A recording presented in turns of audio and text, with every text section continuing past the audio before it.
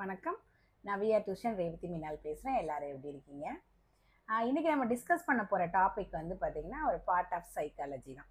இது வந்து நம்ம டே டு டே லைஃப்பில் நடக்கிற ஒரு விஷயத்தை பற்றி தான் இப்போ நம்ம வந்து டிஸ்கஸ் பண்ண போகிறேன்.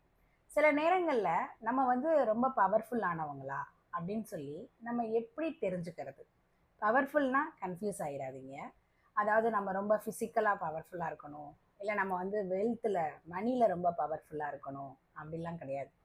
நான் பேசுகிறது வந்து முக்கியமாக இந்த தேர்ட்டீஸில் இருந்து அதுக்கு மேலே ஏஜில் உள்ளவங்க நிறைய டைம் வந்து இதை வந்து கடந்து வந்திருப்பீங்க. நான் சொல்கிறது உங்களோட லிங்க் பண்ணி பாருங்கள். அப்போ நீங்களே வந்து சில நேரங்களில் சில விஷயங்களை ஹேண்டில் பண்ணும் போது நம்மளால் இந்த விஷயத்தை ஹேண்டில் பண்ண முடியுமா? அது ஃபேமிலியாக இருக்கட்டும், ஜாபாக இருக்கட்டும், இல்லை ஏதாவது ஒரு டிசிஷனாக இருக்கட்டும், நம்ம எத்தனையோ தடவை நம்ம மேலே வந்து ஒரு செல்ஃப் டவுட் வந்து நம்ம யோசிச்சுருந்துருப்போம்.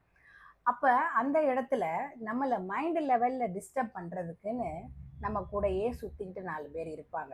ஆனால் நம்ம கூட இருக்கிறவங்க தான் வந்து நம்மளை வந்து பவர்ஃபுல்லாக, நம்ம வந்து எந்த அளவுக்கு பவர்ஃபுல் அப்படின்னு நம்மளையே யோசிக்க அவங்களால தான் வைக்க முடியும். ஏன்னா நம்ம வேற யாரோ ஏதாவது நம்மளை பற்றி பேசுகிறாங்களோ, இல்லை நம்ம பற்றி ஏதாவது ஒரு கமெண்ட் சொல்கிறாங்களோ, இல்லை நம்ம சொல்கிற சஜஷனுக்கு ஏதாவது ஒரு அபிப்பிராயம் சொல்கிறாங்கன்னா நம்ம அவங்கள ஜஸ்ட் லைக் தட்னு கடந்து போயிருப்போம்.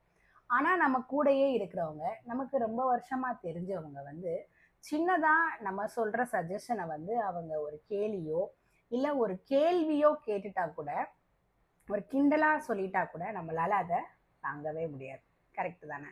இது வந்து ஒரு இடத்துல நம்ம சில நேரங்களில் நம்ம வந்து இதெல்லாம் நம்ம கடந்து வந்திருப்போம். அப்போ கடந்து வர முடியாமல் இருக்கிற சில பேருக்காக தான் நான் வந்து இந்த விஷயமே நம்ம பேசுகிறேன். ஒருத்தவங்க நம்மளை உடைக்கணும்னு நினச்சிட்டாங்க அப்படின்னா அவங்க வந்து நம்மளை அடிக்கணும்னு அவசியமே இல்லை.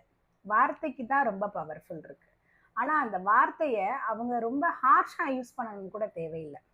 அவங்க நம்மளை வந்து கொஸ்டின் பண்ணுற விதம் இருக்குல்ல, நீ கேபபிளா, இந்த விஷயத்த உன்னால் பண்ண முடியுமா அப்படின்னு சொல்லிட்டாங்க அப்படின்னாலே நீங்கள் எங்கே வரைக்கும் யோசிச்சுடுறீங்க அப்படின்னா, நான் வந்து மேரேஜ் லைஃப்பில் இவ்வளோ சாக்ரிஃபைஸ் பண்ணியிருக்கேன், நான் குழந்தைக்காக இவ்வளோ சாக்ரிஃபைஸ் பண்ணியிருக்கேன், நான் வந்து நான் வந்து சொசைட்டி முன்னாடி என் ஃபேமிலி நல்லா இருக்கணுன்றதுக்காக என்னுடைய ஜாபை நான் வந்து ரிசைன் பண்ணியிருக்கேன் இப்படின்னு நம்ம வந்து எங்கேருந்தோ 10 வருஷம் 15 வருஷத்துக்கு முன்னாடி நம்ம எடுத்த ஒரு டிசிஷனை நினச்சி இப்போ நம்ம வருத்தப்பட்டுக்கிட்டு இருப்போம். சில நேரங்களில் சில பேரை பற்றி மட்டும்தான் நான் பேசிக்கிட்டு இருக்கேன். அப்போது அந்த இடத்துல நம்மளை எப்படி நம்மளே வந்து இந்த செல்ஃப் டவுட்ல இருந்து ஓவர் கம் பண்ணிக்கிறது, நம்ம எப்படி பவர்ஃபுல் ஆகிறது அப்படின்னு நம்ம யோசித்தோம் அப்படின்னா சைலன்ஸ் தான் இதுக்கு வந்து பெஸ்ட் மெடிசன்.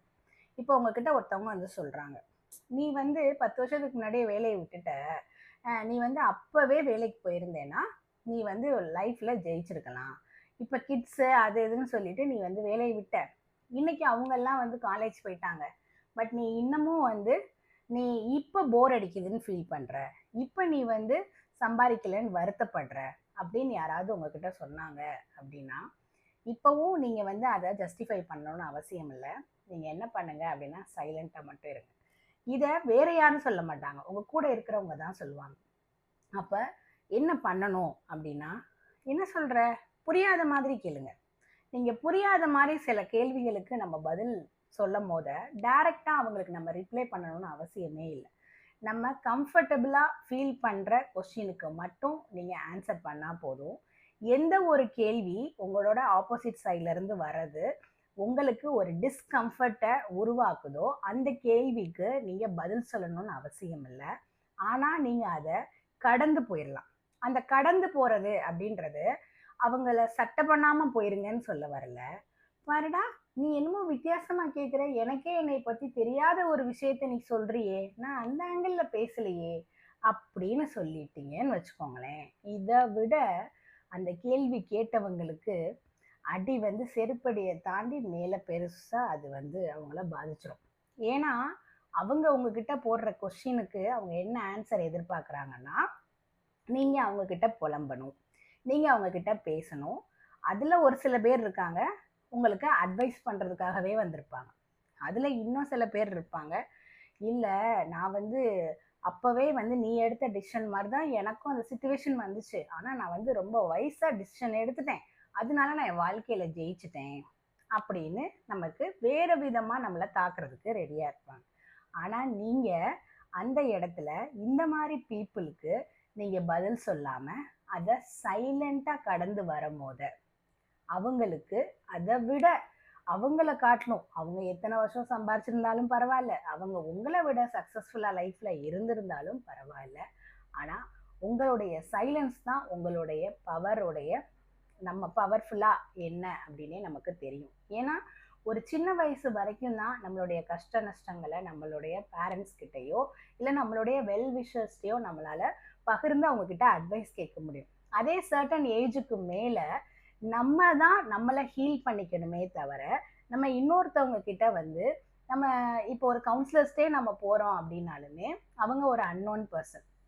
அவங்கக்கிட்ட நம்ம எந்த அளவுக்கு ஓப்பனாக பேச முடியும், நம்மளுடைய கொரீஸை எந்த அளவுக்கு அவங்களால அட்ரஸ் பண்ண முடியும் அப்படின்லாம் நம்ம வந்து சொல்ல முடியாது.